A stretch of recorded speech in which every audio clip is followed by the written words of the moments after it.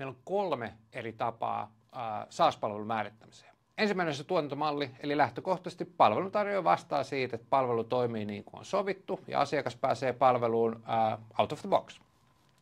Katsotaan koko kenttää, niin perinteisesti meidän piti ymmärtää siitä, että meidän täytyy ostaa rautaa, minkä päälle me pystyttiin konfaamaan alustaa, minkä päälle me pystyttiin konfaamaan sitä softaa, jotta me päästiin sitä käyttämään. Aika paljon enemmän osaamista piti olla, nyt pystytään keskittymään puhtaasti siihen, miten se softa toimii, miten siitä softasta saadaan hyötyä meidän liiketoimintaan.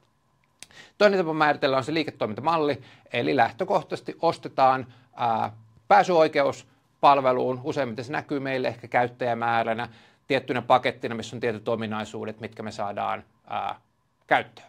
Kaikille asiakkaille sopimusmalli on lähtökohtaisesti sama. Netistä lähdetään sisälle, ei käydä mitään sopimusneuvotteluita, jotta saadaan molemmille sopiva sopimus.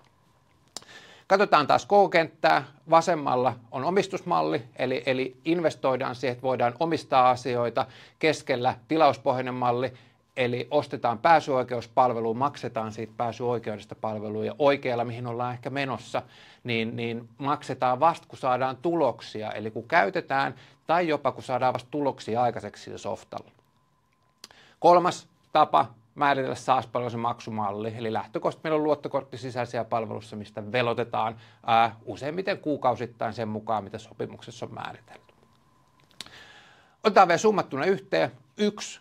Palveluntarjoaja vastaa siitä, että palvelu toimii niin kuin on sovittu. 2. Asiakas ostaa pääsyoikeuden, aikaa, kapasiteettia sinne palveluun. Ja 3. Palvelut maksetaan sen mukaan, mitä sopimuksessa on määritelty kuukausittain luottokortilta.